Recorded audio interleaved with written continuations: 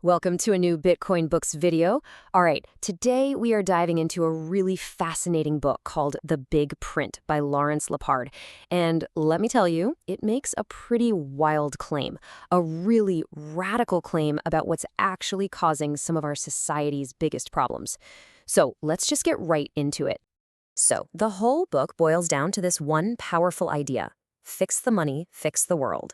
Think about that for a second. The book is basically saying that all the problems we see swirling around us, the economic struggles, the social divisions, they're not actually separate issues. Nope, they're all just symptoms of one single underlying sickness: our broken monetary system. And the author really wants us to wrestle with this question. I mean, what if that nagging feeling that so many of us have, that the system is rigged, that things just keep getting worse, what if that isn't just in our heads? What if it's the predictable, almost mathematical result of how our money actually functions? Well, that's exactly what this book sets out to diagnose. Okay, so first up is the diagnosis. The book paints a picture of our society as being sick, really sick. And the root cause, the main virus, if you will, is inflation. But we're not just talking about prices going up at the grocery store. No, it goes deeper. We're talking about the constant, unending expansion of the money supply itself. And here's a stark picture of what that looks like in the real world. According to the author, inflation is basically a hidden tax. It just eats away at the savings of regular people, the poor and the middle class. At the exact same time, it pumps up the value of assets, like stocks and real estate, which are mostly owned by the wealthy. The result? A massive, silent transfer of wealth from the bottom to the very top. And that's how you end up with the crazy disparity you see right here. And to really hammer the point home, the author doesn't mince words. He calls this French Revolution kind of stuff. Yeah. The argument here is that this isn't just some abstract economic problem on a spreadsheet. No way. This level of inequality creates real, palpable social tension. It's the kind of thing that threatens the very fabric of society. And it's not just about money, right? This loss of wealth leads directly to a loss of trust. The book draws a straight line from this collapse in public face right back to our money system. I mean, it makes sense. When people feel like the rules are always changing, like the game is totally rigged in favor of insiders, why would they trust the institutions that are supposed to be looking out for them? They wouldn't. So, if the system is so broken, who broke it?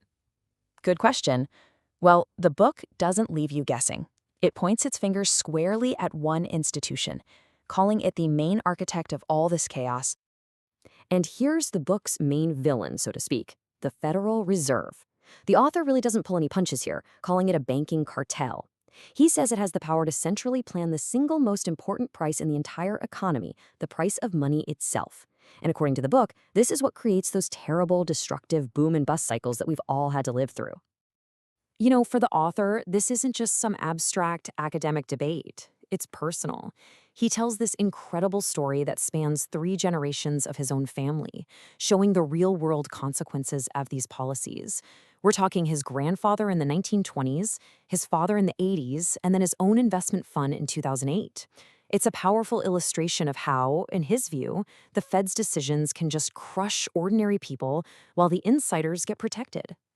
Now, according to the book, all of this can be traced back to a single moment, a specific point in history where the entire monetary system was, cut loose from its anchor to reality. A turning point that basically opened the floodgates for all the problems we're dealing with now. The author has a name for it: the crime of 1971. So let's walk through how we got here. This is the path to what's called a fiat currency. You can see the Fed was created way back in 1913, but even then, the dollar was still tied to gold. But the big one, the really crucial moment, came in 1971. That's when President Nixon just cut the cord. He severed that final link to gold. And from that day forward, the US dollar has been backed by, nothing tangible, just faith in the government. And the result of that single decision, just look at this number. Since 1971, the US dollar has lost 98.5% of its value compared to gold. That is staggering. The book argues that this one act unleashed an absolute catastrophe for the purchasing power of everyday people. Okay, so this brings us to what the book calls the end game, the terminal stage of this whole disease. It's a mathematical trap that, according to the author, is basically inescapable at this point. And this is it, the debt doom loop. It's a pretty scary concept. Since that 1971 decision, total U.S. debt has just exploded from less than $1 trillion to almost $100 trillion today. Think about that. The problem is so bad now that the government literally has to borrow new money just to pay the interest on its old debt. It's a spiral. And, mathematically, a spiral like that just can't go on forever. So here's the bottom line. The government is trapped. The book says there are really only two ways out of this mess. Option 1, a huge deflationary collapse, which would be political suicide. Option 2, just print more money to paper over the debts. So, when faced with that choice, what do you think they're going to do? The author is crystal clear. Governments will always choose to inflate. They will always choose to print. All right, so that was pretty grim, I know. But the book doesn't just leave us there. It completely shifts gears. After spending all that time diagnosing the problem, the second half is all about the cure. And that cure is a return to something the author calls sound money. So, to really get a handle on the solution, the book lays out two totally different ways of thinking about economics. On one side, you've got the system we have now, which is built on Keynesian ideas. The thinking that government spending and a little bit of inflation are actually good for growth. But on the other side, you have what's called the Austrian school, and their focus is completely different. They prioritize things like savings, real productivity, and most importantly, having a stable, reliable currency. So what exactly is this sound money thing? Well, the book defines it pretty simply. It's money that can't just be created out of thin air. Think of it like an honest ruler, an honest scale. Its value has to be earned through actual work and energy. It can't just be decided on by a committee in a room somewhere. For most of history, gold was the best example of this. But the book argues that now, in our digital age, we have something even better. And you guessed it, that something is Bitcoin. Now, Lepard presents Bitcoin as way more than just some speculative thing you trade online. He sees it as a fundamental breakthrough in technology. In fact, he describes it as the very first time in all of human history that we've managed to create perfect, verifiable scarcity, but in the digital realm. So let's break down what makes Bitcoin so special, according to the book. First, it's absolute scarcity. There will only ever be 21 million coins, period. That means it can't be inflated away.